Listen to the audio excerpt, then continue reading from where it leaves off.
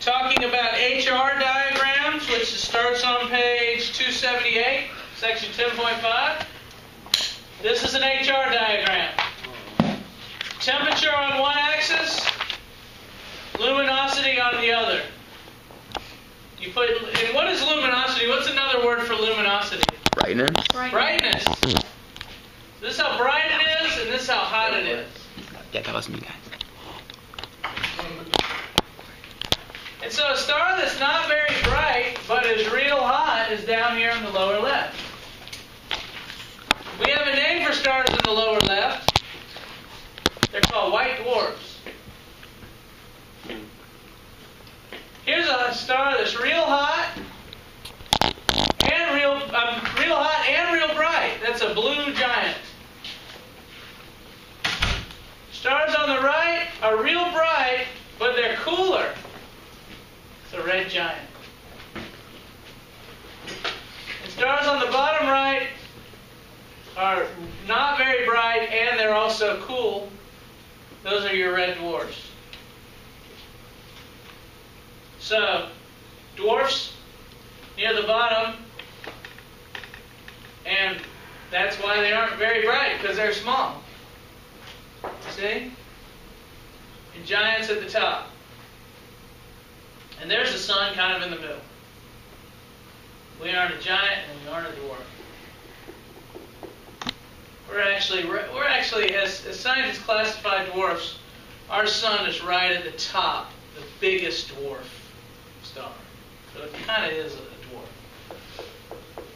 But we usually call stars smaller than our sun, dwarf stars.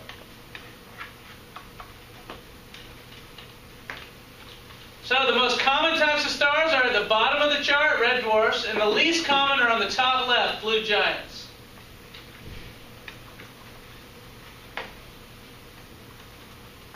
Many blue giants can be seen in the night sky because they are so bright. When you look up at the night sky, you're seeing a lot of blue giants, even though it's one of the rarest types of stars. If it's so rare, why do you see so many of them? Because they're so bright. Because they're so bright. You can see them where you can't see these dimmer stars that are even more close. Wait, don't change it yet. Does that make sense? Sure does. So the North Star is a blue giant? No, I don't think it is. What is it? I don't know. Where did you get that from? It's really bright. The North Star isn't really that bright. Then how come it's the brightest star in the sky? Yeah. It's not. Why does it look like it is? You guys are crazy. It's not even close to being the brightest You star. guys. What is the brightest star? The sun. But other than that, Vega is a real bright one. Rigel? Rigel, sorry. Arcturus, Betelgeuse. The North Star's not really that bright. But it could be real bright in itself, but real far away. So it could be. But to our eyes, it isn't that bright. That's the apparent brightness is what we're talking about.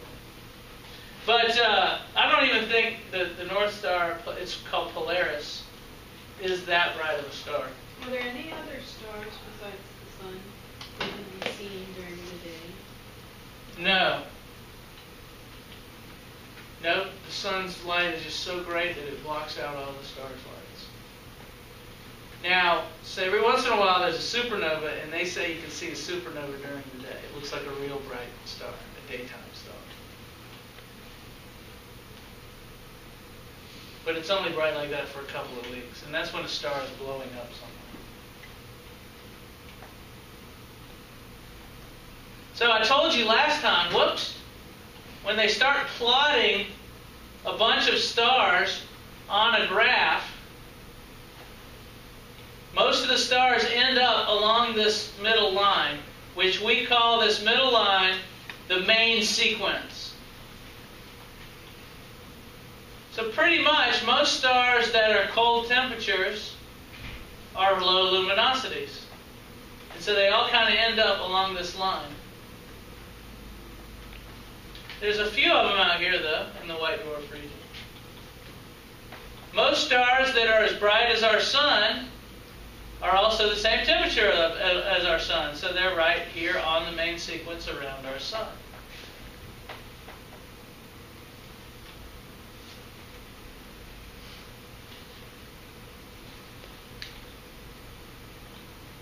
Want to see some white dwarfs in a globular cluster? Yes. I don't know if this Is that is even gonna a be question?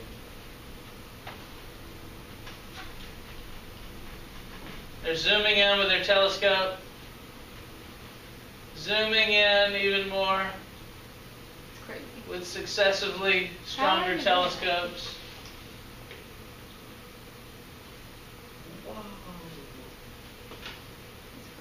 And now they've circled all the little white dwarfs.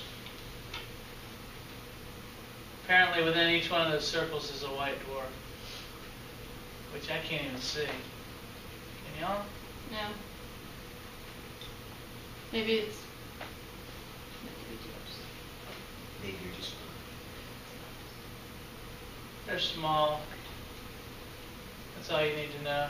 And not very bright. Can we see the brightest blue giant? Or the largest?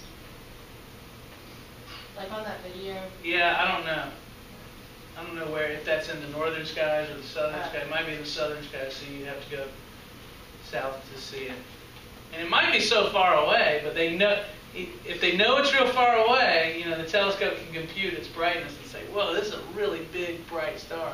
But it's so far away we can't see it, except with the telescope. So here's some of the larger stars, and you see they mainly fall on the main sequence. But some of them are over here in the red giant region, and some of them are up here in the blue giant region. And what this is, it's really the life of a star. It's kind of like, their analogy is, if you charted the weight versus the height of people, they'd all kind of end up on a line. Because shorter people usually weigh less. And taller people usually weigh more. So if you charted low weight over here and high weight over here, then you'd have a line going through the middle that most people would fall on. Sure, there would be a few real short people that are heavy, just fat short people.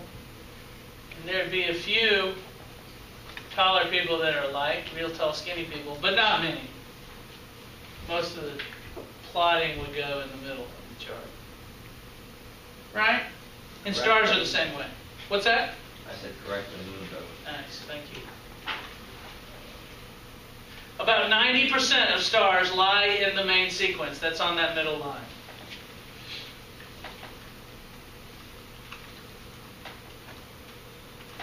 Red giants, basically you can summarize this by saying red giants are also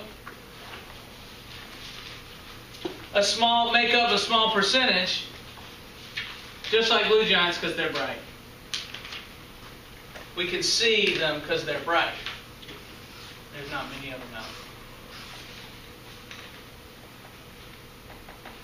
There was a satellite they sent up called Hipparcos that all its job was to look at stars and plot luminosity and temperature. Brightness and temperature. And it came up with a plot that it shows on the top right of page 281.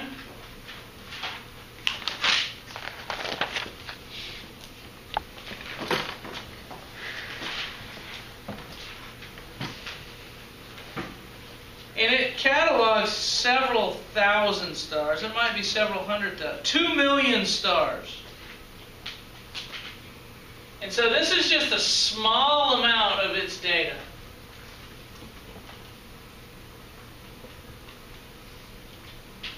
So this might only be, 1/1000th of its data. But you can see most of the stars lie on the main sequence.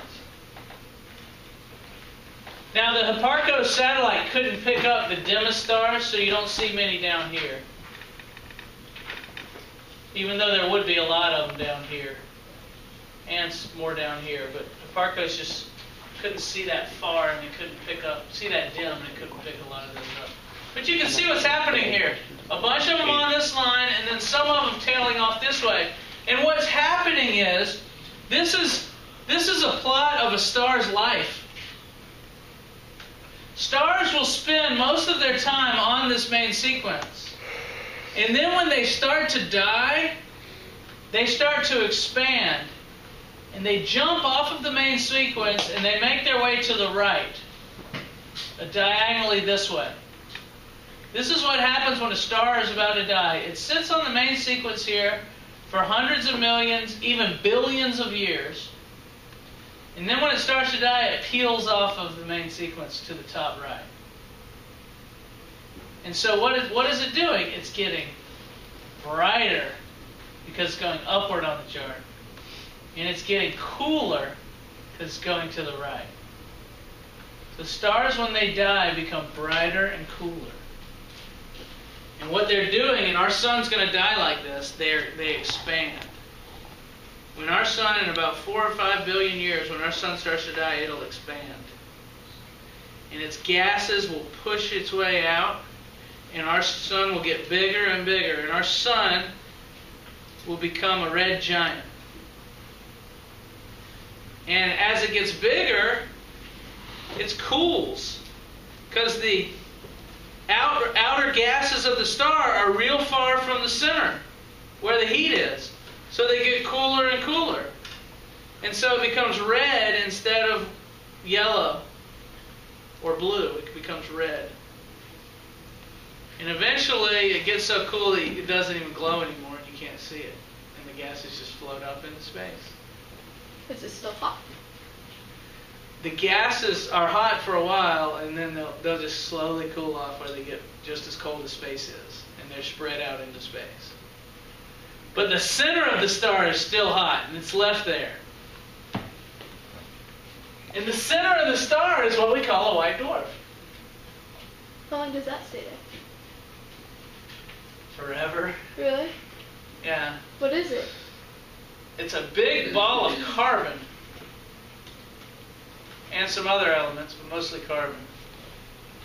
It goes Very white? dense and thick, and it's hot. It's so hot that it glows, but it's not doing any fusion anymore. Why does it remain hot? Because it's just leftover heat. Just like after you turn off a It'll never stove, go the out? pot's still hot It'll for a never while. go away. It does. It slowly gets darker and darker. And so at first it's hot glowing ball. It's called a white dwarf.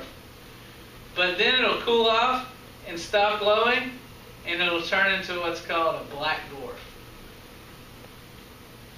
Estimates that are that it'll take at least 1 trillion years for a white dwarf to cool off into a black dwarf. The universe is only 13.5 billion years old. So there are no black dwarfs yet. We haven't had enough time go by that any white dwarfs cooled off into black dwarfs. So that was after a star dies. Huh? Yeah, when a star dies. So we're going to talk more about white dwarfs and black dwarfs and red giants in the next chapter, and how a star dies. It's also of note that over here in this region is when a star is being born, because stars are born of large clouds of dust. A large cloud of dust that kind of collapses on itself. Because of gravity, it comes inward. And when those gases get real close together and they start hitting each other, it heats up, you see, and starts to glow. And when it does that, it appears on a Hertzsprung-Russell diagram. It appears red when it starts to heat up, and it appears pretty luminous because it's a big ball of gas. So, a star will come into the main sequence when it's being born, sit on the main sequence for billions of years, and then come back off the main sequence when it dies. And that's why you have a lot of dots right here. Those are stars being born and stars dying.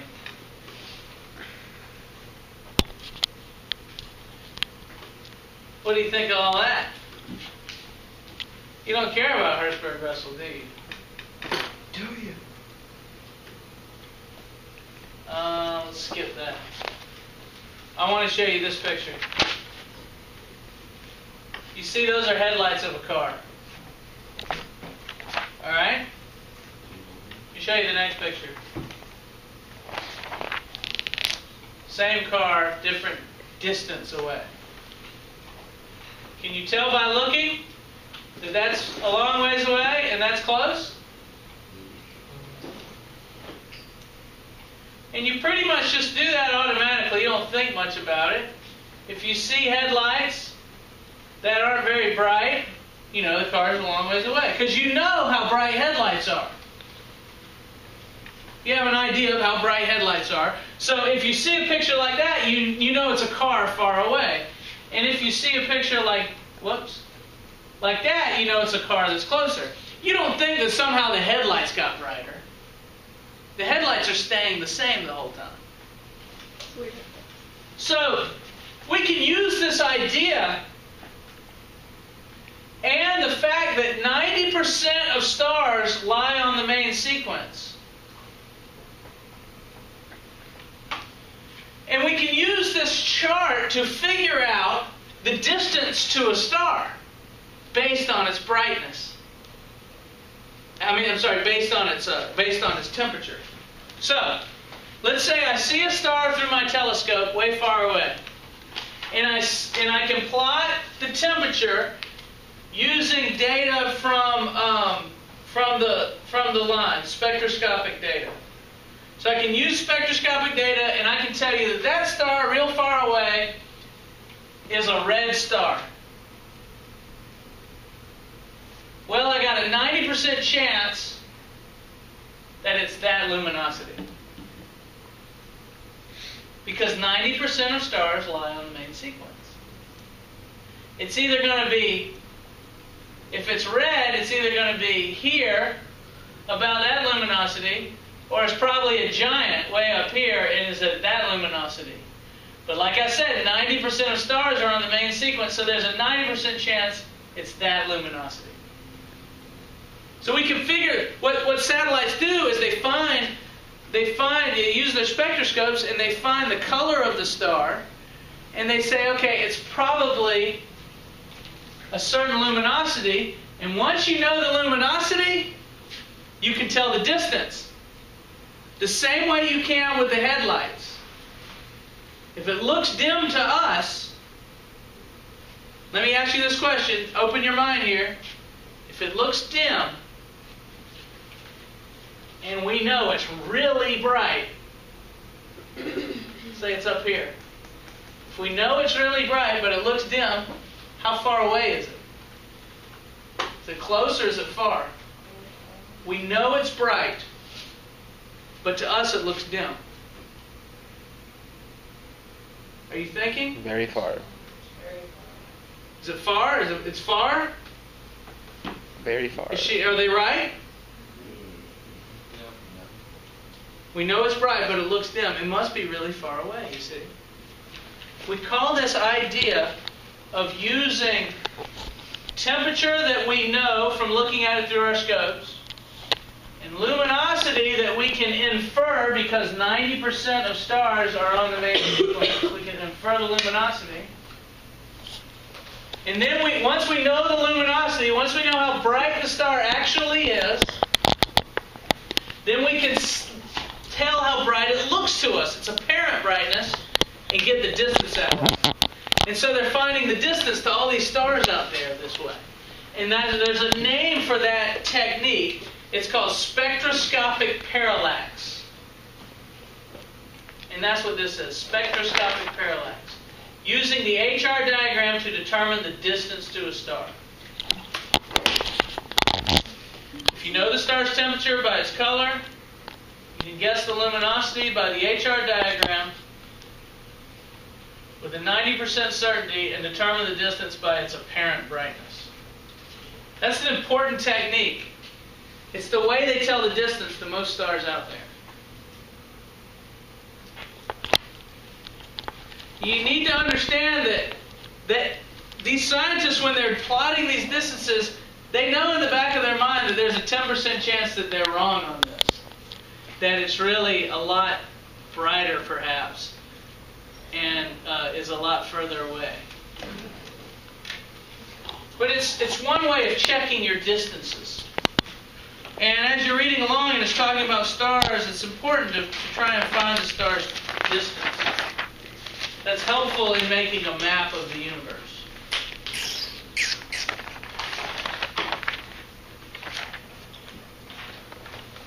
They talk about traffic lights.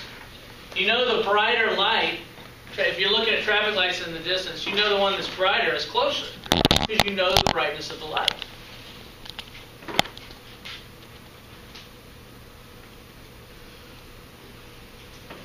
I'm skipping that. Skip that. Some of this we can't go into. I have to move through these later chapters a little bit quicker than we used to. The next test, 3 chapters. Yes, because each test counts 3 chapters. So, what I end up doing with you is, I still want you to try and read, but I'm going to give you more omits on tests, which will be nice. How do we know how heavy a star is? That's stellar mass. Well, that's a good question. And a lot of it is derived from the fact that most stars are binaries. Did you know most stars, when you look at them in the sky, are not just one star, it's 2 stars? The sun is actually in the minority here. Most stars are 2 stars orbiting one another. Or sometimes groups of 3 stars, like Alpha Centauri, 3 stars in orbits around one another. And what you can do to tell how massive a star is, you can look at how fast its binary is swinging around it. Because we know Newton's laws, we know how gravity works, and you know if an object is going around fast around another one, that the object is going around is heavy. And so, you just watch the orbit of these 2 stars, and if you can measure the speed that one of the stars is moving around the other one, they're actually both be moving around one another, you can tell the masses of both the stars. It's a mathematical formula. Is anyone doing this in physics? You guys doing orbits or anything like that? We did Kepler's laws last week. Kepler's laws? Okay, that was it. Same thing. Did you tell her that you'd had it in astronomy? What'd she say? She didn't care? Awesome. That's Luke Skywalker, watching a double sunset. What movie? Star Wars. Did you hear that Disney bought the Star Wars Yes. franchise for $4 billion? What? And they're going to make 3 new movies?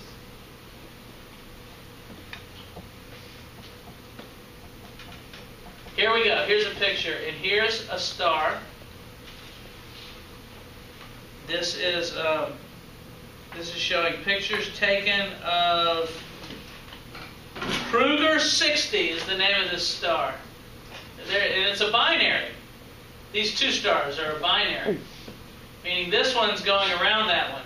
And look, they took the picture in 1948 and it was there, in 1955 and 60, 65, 70, 75, and 83. So it took about 40 years there to do go around one time. And they can measure how fast this star is moving and get an idea of the masses of both stars that way. If this star was heavier, this thing would have to be moving faster to orbit it, you see, or else it would fall into it. The heavier the star, the faster it has to move to keep from falling into it. It's not trying to keep from falling into it, it just so happens if something is in orbit and hasn't fallen in yet, it's probably in a pretty stable orbit. And so, they can find out the masses of stars that way. we know the mass of our sun by how long it takes the Earth to go around it in a year. And we know the mass of the Earth, approximately. All this using laws of physics. So how do you tell if a star is moving towards you or away from you? Let me back it up. How do we know? Here's this star, and it's going around this other star. How do we know if that star is moving towards us or away from us? You should know this already.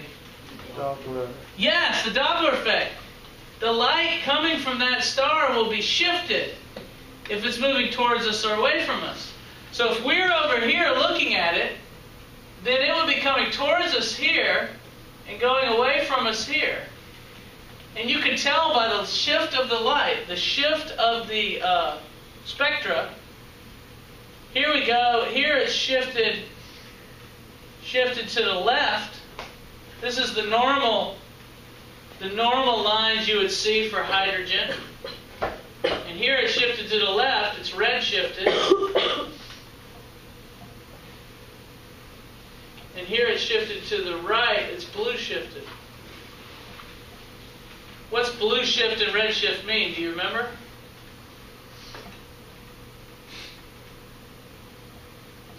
Red's going away and blue's coming towards. Red's going away and blue's coming towards. So here we go. This star is moving away from us at time 1. That's your red shift. And the bigger star is moving towards us at time 2. That's the blue shift. So all you got to do is look at the spectrum. Tell how it's moving, and the more shifted it is, the faster it's coming towards you, and you can figure out the motion of the stars that way. Sometimes a star will move in front of another. So here's a star, and there's its companion. And in picture number 2 here, the companion has moved in front of the other star. And whenever that happens, there's a drop in brightness because the companion star isn't as bright as the one behind it. It's a little brown dwarf or something.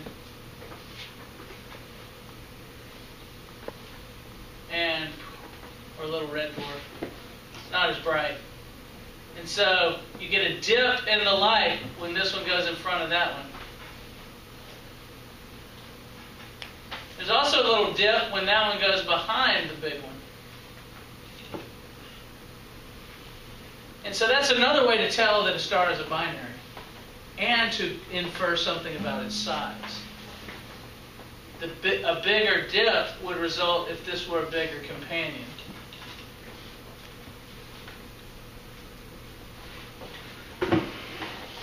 So from this, from finding the masses of the stars, they have made this chart. On the main sequence, that little M with the circle means solar mass. So as you go up the main sequence, stars on the main sequence get heavier and heavier. Stars right here about 1 solar mass. That's about how heavy our sun is. Stars down here about 0.2 solar masses. And stars way up here about 15 solar masses. There are some that get even heavier than that, but not much. And there's a line right about here. If you're heavier than about 10 solar masses, when the star dies, it'll go supernova. And that's something we learn about in 2 chapters. When our sun will just kind of expand and die.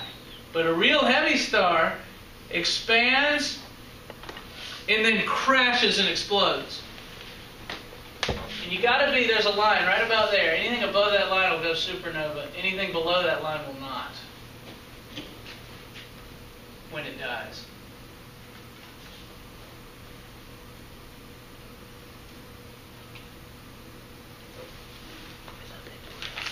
And here's a little pie chart that it shows on 286 of all the stars out there. Most of the stars out there are less than the mass of the sun. Here is Here's the mass, this line, this wedge represents the mass of the sun. 19% of stars are between 0.5 and 1 solar mass. 28% are between 0.25 and 0.5. And 41% are smaller than 0.25. So most of the stars out there are dwarfs. Only a few giants. Very small percentage.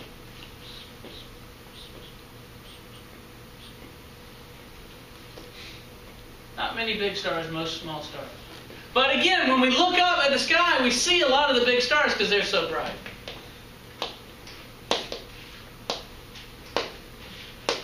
So that's it. So